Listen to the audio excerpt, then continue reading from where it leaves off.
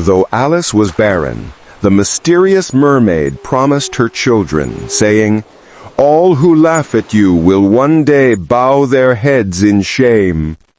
True to her word, Alice, beautiful yet heartbroken by years of childlessness, finally held her own children in her arms.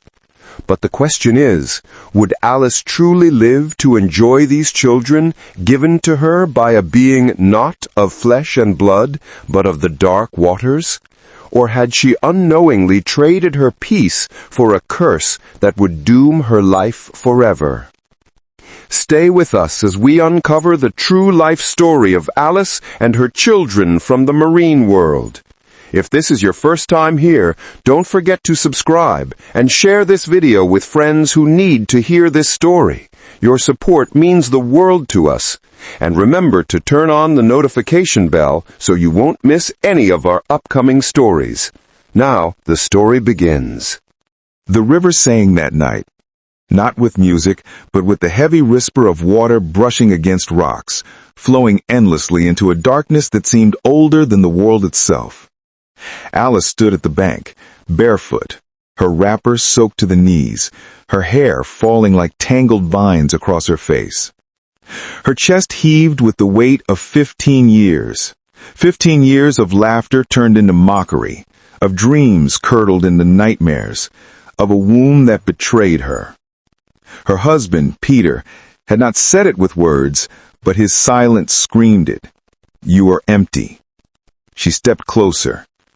The mud pulled at her toes as if urging her forward, coaxing her into the embrace of the river.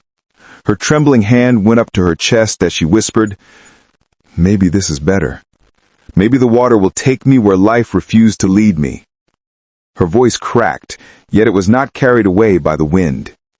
It was answered. "You don't want to die." Alice froze. The voice was soft, sweet, yet threaded with something so strange it sent chills racing down her arms. She turned, but no one stood behind her. Only the river gurgled. And then, rising slowly, shimmering in the pale moonlight, a figure emerged from the water. Her skin glowed like polished bronze. Her long hair spread over the surface of the river as though it were the river itself. From the waist upward, she was more beautiful than any woman Alice had ever seen. From the waist down, scales glittered like shards of a broken mirror, glistening blue and green. The eyes, though, those eyes were not human. They held something wild, something endless. Alice stumbled backward, her heart pounding, her lips parting, but no words coming. "Do not fear me," the mermaid whispered, her lips curling into what might have been a smile, though it never reached her eyes. "I heard your cry before you spoke it. You want what life has refused you. You want children." Alice's knees weakened. She dropped into the mud, choking on a sob. Yes, that's all I ever wanted. 15 years I've begged, prayed, wept, but God has shut his ears against me. The mermaid tilted her head. "Not God, men. They locked the doors of destiny against you. But I hold the key. I can open your womb." Alice blinked rapidly, trying to understand. "You can? You mean I can bear children? My own children?" "You will carry life in your belly. Your pride will be restored. Your mockers will bow their heads in shame." The mermaid's voice was almost a song now, weaving into Alice's thoughts like a spell. "But nothing comes free, woman of dust. You will help me as I help you. A fair trade." Alice swallowed, her breath ragged. "What do you want from me? Tell me anything, I will do it." The mermaid's smile widened, this time a little too sharp. "Do not rush. You will know when the time is right. For now, go to your husband. In 9 moons you will hold a child of your own. When that child turns 1, you will return here. Bring the child to me. That is all." Alice's body stiffened. She shook her head quickly. What will you do with my child?" The mermaid's eyes narrowed, a gleam of mockery flashing through them. "Do not ask what you cannot understand. Remember, you begged for life. The river has answered. Do not question the river." The water rippled, pulling the figure back into its depths until nothing but silence remained. Alice collapsed on the muddy ground, gasping. Was it real? A dream? Madness? Yet something burned in her belly, a strange warmth, as though seeds had just been planted deep inside her. She staggered back to her feet, wiped her tears with trembling hands, and whispered, "Peter, oh Peter, I will give you children." She went home that night, half in terror, half in joy, and within 3 months her belly swelled. The village was set on fire with gossip. Neighbors who once mocked her suddenly hushed their tongues in shame. Women who once avoided her house now came to sit at her feet and ask her what herbs she drank, what prayers she said, what God had finally remembered her. Alice smiled through it all, but at night she lay awake, haunted by the memory of those eyes in the river and the chilling words, "Bring the child to me." When her son, Daniel, was born, Peter wept like a child himself, lifting the baby high and calling him a miracle from God. Alice smiled weakly, her heart pounding, her secret pressing on her like a curse. But the day of Daniel's first birthday approached, and Alice's mind began to unravel. The moon shone full on the night Alice returned to the river with her son Daniel. He had just turned 1, his tiny fingers clutching her wrapper, his innocent eyes gazing up at her without understanding. Alice's heart thundered in her chest as she reached the bank.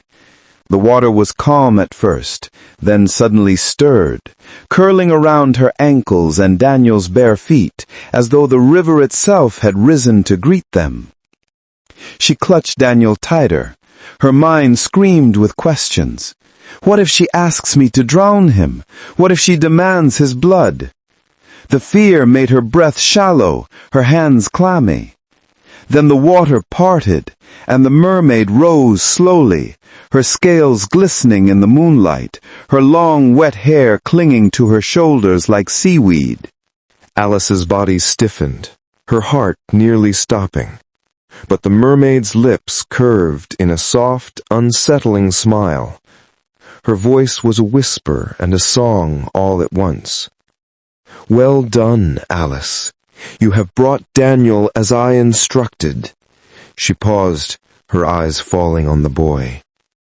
"Daniel is ours now. Treat him well. Love him as your own flesh, for he carries my mark. Do not let him suffer want. For this you will know wealth, you will never lack, and Daniel will be like a prince in this land." Alice blinked rapidly, her breath catching. "Ours? What do you mean, ours?" The mermaid did not answer her question. Instead, she simply raised one hand, and the river shimmered, forming ripples of silver that spread far into the distance. Then she disappeared beneath the water without another word. Alice stood trembling, waiting for more, but nothing came. The river went silent, still, as though nothing had ever stirred it. Daniel cooed happily, clapping his tiny hands against her chest. Against all expectation, her body grew lighter, as if invisible chains had been broken. She turned back toward the village, whispering to herself, "At least she did not take him. At least Daniel is still mine." And from that day forward, wealth poured into Alice's home. Peter's small farming trade doubled, then tripled. Merchants traveled from far places to deal with him, and their barns overflowed with food. Alice's beauty returned with her pride. Neighbors, once mockers, now bowed to her with forced smiles. 2 years later, Alice's womb brought forth another child, a girl this time. They named her Linder. Her cry was soft and strange, but Peter kissed her forehead with joy. Alice, however, felt the old dread creep back into her bones. She remembered the promise, the instruction. The mermaid would not be silent forever. When Linder turned 1, Alice prepared again for the journey to the river. This time, Daniel, now 4 years old, walked beside her, holding her hand. He asked endless questions as they approached. "Mama, why are we going to the river? Why do you always look afraid when we come here?"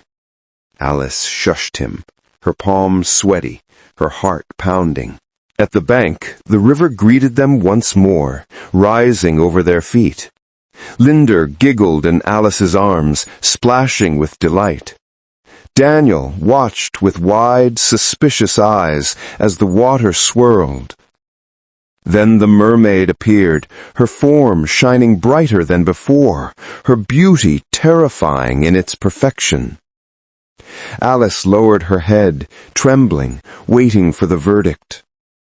The mermaid's voice was calm. "Alice, you have done well again. Your daughter Linder is ours now, as Daniel is. Treat her with love, care for her, never let her suffer. For this, your wealth shall triple." Alice opened her mouth, her throat dry, but no words came. She only nodded, clutching her children tighter. The mermaid raised her gaze to Daniel, who stared back without fear. His lips curved faintly into a smile that unsettled Alice. The river stirred, a gust of wind swept through the trees, and just like that, the mermaid was gone.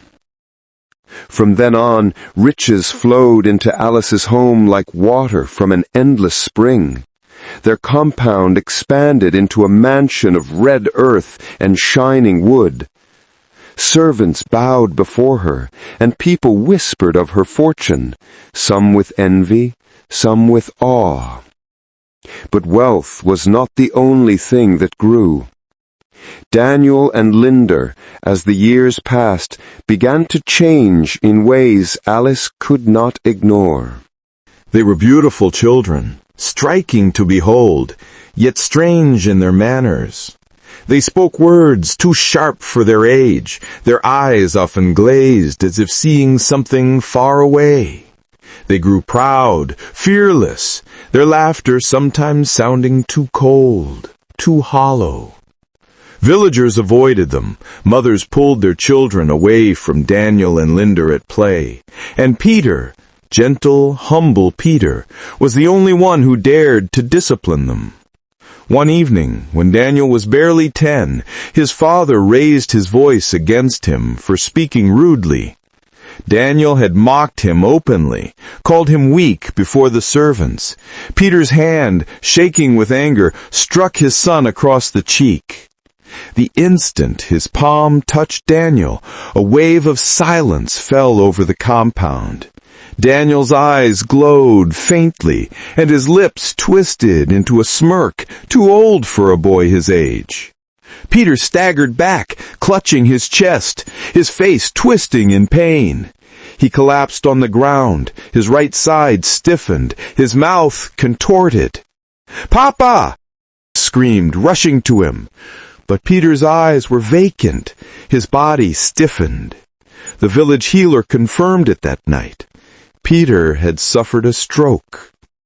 For 7 long days he lingered on his mat, his once strong body wasting away. Alice wept, prayed, begged, but Peter's condition worsened. On the 7th day he breathed his last breath, and the house fell into wailing. Alice tore her wrapper, rolling on the floor in agony.